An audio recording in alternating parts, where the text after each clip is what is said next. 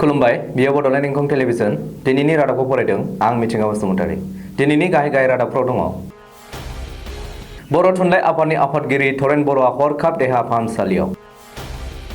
कर'ना virus होबथानो थाखाय doctor Himanta Biswa शर्माया super हिर' बायदि नांथाबदों। क'क्राझार पुलिसआ 600 नखरनो जाग्रा मुवा बेसाद दान होदों। 108 मृत्यु जयेन्ट सिबिथायनि मावफारियाफोरा कभिड-19 नि हेंथायै जुजिनो दान होदों। सेसापानि आरो सिरकोबिल गामिनि साख्रिआवलाफोरा गोरिबफोरनो जाग्रा आदार रानदों। क'क्राझार साइन्स कलेज आरो NNS आ गोरिबफोरनो अनसुंथाइ होदों। गिबि मन्थ्रिनि जथुम्मायाव हांख्राय हरजायैनि खुद्रिदों हलिराम टेराङा। बड'लेण्ड टाइगार इउटिउब चेनेलनि बिगोमा तनजित रामसियारिखौ एरेस्ट। फारौ उरा गामिनि 7 जन साख्रि मावनाय आरो 6 जन गामिनि धोनि सुबुंफोरा जथायै 13 जन लोगो नांनानै गोरिब गुन्द्रा नखरफोरनो आदार थिसननानै होयो। दानिया आबुं रादाब। बर' थुनलाइ आफादनि आफादगिरि थरेन बर'आ हरखाब लोमजानानै देहा फाहामसालियाव एडमिट जानांदों। सुलुङाव मिथिनाय बायदिब्ला थरेन बर'आ देहानि बिगुरनि बेरामाव गोग्लैनानै मुलि जादोंमोन। नाथाय बिगुरनि बेरामा हामनायनि सोलाय रिएक्सन जानानै बिनि मोदोमा बुखांनो हमो। मिथिस्लाबा मोनजासे देहानि हालोदा गोब्राब जानायलाय थरेन बर'खौ गुवाहाटी दिसपुरनि पलिक्लिनिक देहा फाहामसालियाव सनिबारखालिनो थिसनहैनांगौ जायो। बबेखानि थरेन बर'नि देहानि हालोदा लासै लासै मोजां फारसे फैगासिनो दङ होननानैबो मिथिनो मोननाय जादों। मुलुगनि जेरावबो मानसि थैग्लुंहोनाय कर'ना भाइरासखौ आसामाव माबोरै होबथानो हागोन आरो बेनिफ्राय माबोरै रैखा मोननो हागोन बेनि थाखाय सान हर सुपार हिर' बायदि नांथाबदों आसामनि देहा मन्थ्रि डक्टर हिमन्त बिश्व शर्माया। कर'ना भाइरासआ आसामाव सन्देरफैनायनि सिगां समनिफ्रायनो डक्टर हिमन्त बिश्व शर्माया रायजोनि देहा बिफाननि मावफारि देहा फाहामसालि आरो मेडिकेल कलेजफोरखौ गोख्रोङै नोजोर होनानै गुमुर लादों। मख'थावदि डक्टर हिमन्त बिश्व शर्माया 21 मार्चनिफ्राय 7 एप्रिलसिम 18 साननि गेजेराव आसामनि गं 13 मेडिकेल कलेज आरो सिभिल हस्पिटालफोराव गासै खेब 27 नायदिंबाय आरो कर'ना भाइरास होबथानाय आरो फाहामथायनि सायाव राहा लानायनि बागै गुमुर लाबाय आरो तागिदा होबाय। लकडाउननि थाखाय भुगिनांनाय निखावरि सुबुंफोरखौ आसामनि पुलिस बिफानाबो गोबां जायगायावनो अनसायनायजों दान होनायखौ नुनो मोन्दों। सनिबारखालि क'क्राझार जिल्लानि लुसुं ओनसोलाव थानाय गं 600सो नखरनो क'क्राझार पुलिसआ जाग्रा मुवा बेसाद दान होयो। सुलुंनि बायदिब्ला पुलिस बिबानगिरि राकेश रशननि दैदेननायाव रायजो राजाफोरनो जाग्रा मुवा बेसादखौ ससियेल डिस्टेन्सनि खान्थिखौ लाखिनानै राननाय जायो। पुलिस बिबानगिरि राकेश रशनआ सुलुङाव मिथिहोबावदों दि क'क्राझार जिल्लानि सिङाव थानाय मोनफ्रोमबो थानाया निखावरि नखरफोरनो जाग्रा मुवा बेसाद दान होनो थामथिम खालामदों। मुलुगनाङैनो महामारि खालामनाय गिख्रंथाव कभिड-19 एबा कर'ना भाइरासनि हेंथायै जुजिनो थाखाय 108 मृत्यु जयेन्ट सिबिथायनि मावफारियाफोरा गावसोरखौनो बावसोमनानै 24 घन्टा सिबिथाय होनायनि अनगायैबो गिबि मन्थ्रिनि आरायग निधि रां थुबिलाव दान होदों। सुलुङाव मिथिनो मोननाय बायदिब्ला एम्बुलेन्स सिबिथाय 108 मृत्यु जयेन्टनि मावफारियाफोरा खौसे जानानै गावसोरनि दानबान्थानिफ्राय 3,05,000 रांखौ कर'नानि हेंथायै जुजिनो थाखाय गिबि मन्थ्रिनि आरायग निधि रां थुबिलाव दान होदों। मख'नो गोनांदि 108 मृत्यु जयेन्ट सिबिथायनि मावफारियाफोराबो बे समाव गावखौ आरो नखरनि सोद्रोमाफोरनि बागै सानालाबा कर'नानि हेंथायै जुजिनायाव आरो सुबुं सिबिनायाव गावसोरखौनो बावसोमगासिनो दङ।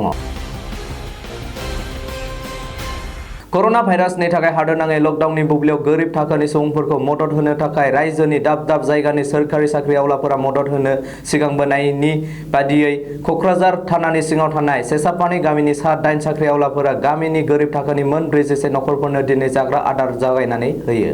बिकेन्द्र लाइफाङारिनि दैदेननायाव गामिनि साख्रिआवलाफोरा बायदि रोखोमनि जाग्रा मुवा फारियै माइरं, दालि, आलु, संख्रि, थाव, साबोन बायदि बायदिफोरखौ गोरिब नखरफोरनो राननानै होयो।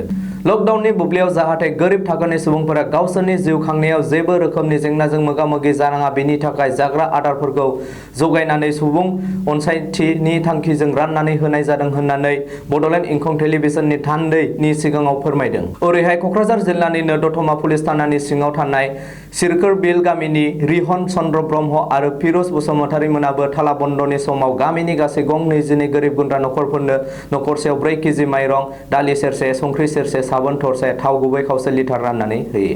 बड'लेण्ड इंखं टेलिभिजननि फारसे आं साबायखर बावनाय थाबाय।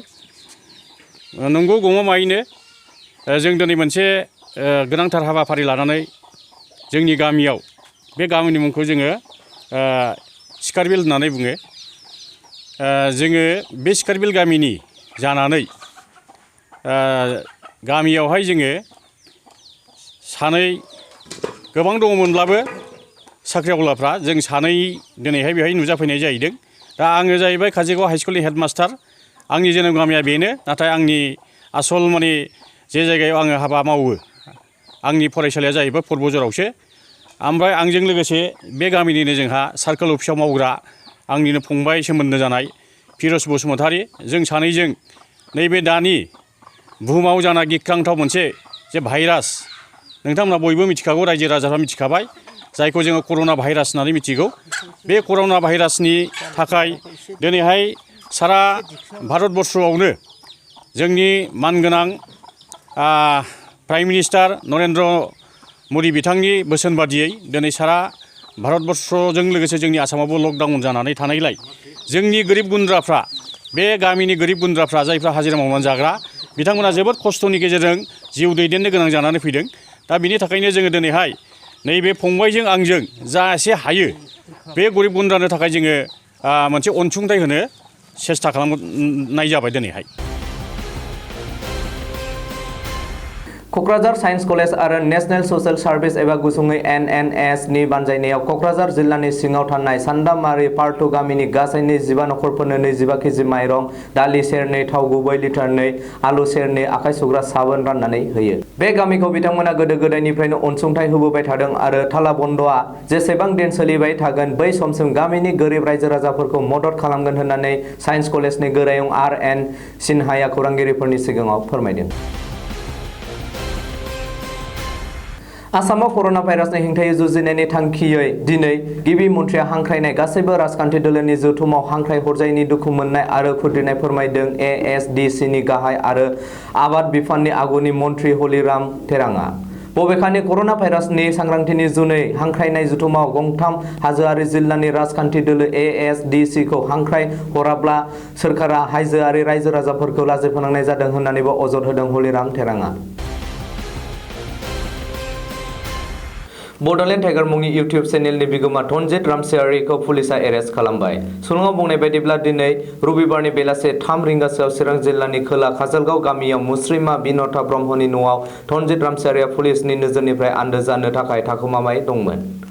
चिरां जिल्ला सदरनि आवथाय धालिगाव पुलिस थानानि पुलिसआ फोथायथाव सुलुंनि बिथा लानानै बिनन्तनि न'खौ बेंनानै लायो। बबेखानि धनजित रामसियारिया न'निफ्राय खारनो लानायावनो गामिनि मानसिफोरनि आवथेनायाव हमजायो। बड'लेण्ड टाइगार इउटिउब चेनेलाव आं धनजित रामसियारिया फिन नोंथांमोननि सेराव फैफिनबाय। हाग्रामानि PA मनजय दैमारिया सासे फैसा जाग्रा मानसि।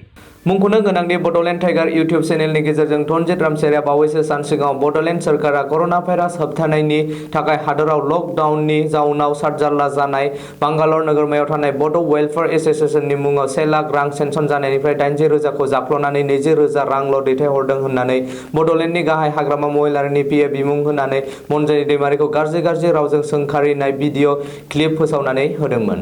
बेनि सायाव मनजय दैमारिया क'क्राझार थानायाव नंखाय दाय जाबसिननानै होनायनि अजद होनायनि दाय होनानै केस होयो। मनजय दैमारिया केस होनायखौ बिथा लानानै पुलिस बिफाना धनजित रामसियारिखौ नागिरबाय दंमोन। क'क्राझार जिल्लानि सिङाव थानाय फारौउरा गामिनि गासै 7 जन साख्रि आवला आरो 6 सा धोनि सुबुंफोरा जथायै गासै 13 सा सुबुंफोरा फारौउरा गामिनि गासै 50 गं गोरिब गुन्द्रा नखरफोरनो माइरं पार हेड 4 केजि, आलु 2 केजि, दालि सेरसे, थाव गोथां खावसे लिटार, संख्रि खावसे केजि, सामब्राम खावसे केजि, साबोन थरसे खुरै राननानै होदों। बे जानाय आदार थिनानै होनाय हाबाफारिजों सोमोन्दो गोनां गामिनि गागि सुबुं बिथाङा बे हाबाफारिखौ सामलायनो मोननानै गोजोननाय मोन्दों होननानै फोरमायो आरो गोरिब नखरनि आदार मोनगिरि बिथाङाबो बेखिनि आदारखौ मोननानै गोसोआव जोबोद गोजोननाय मोन्दों होननानै खौरां बिजोंनि गेजेरजों बुंथियो। बेराफारसे क'क्राझार जिल्लानि गसाइगाव महकुमानि सिङाव थानाय सुन्द्रिजरा गामिनि कन्ट्राक्टर मुस्रि प्रेम कुमार बसुमतारी बिथाङा आसामनि मन्त्रि हिमन्त बिश्व शर्मानि बिथोन बायदि गामिनि 130 गोरिब नखरफोरनो 5 केजि माइरं, साबोन थरनैयै अनसुंथाइ राननानै होयो। COVID-19 एबा लकडाउनावहाय रायजो राजा आइ आफा बिदा फंबायफोरा माखासे गोरिब थाखोनि सुबुंफोरखौ नायनानै आं दुखु मोनदों। माने बिसोरा दिन हाजिरा मावग्रा, बिसोरो मावनो हायाखै आरो जानायाव एसे प्रब्लेमखौ मोननायखाय आङो गोसो गोरबोजों इसोरनि मोखांखौ नायनानै आङो बे 130 जन सुबुंफोरनो आङो जोंनि बे सन्दैजरा गामियाव थानाय थागिबि मानसिफोरनो साबोन थरनै माइरं 5 केजिखौ आङो आंनि गोसो गोरबोजों मोजां मोननानै होदों। दिनैनि रादाबा एसेनोसै, गोजोन्थों।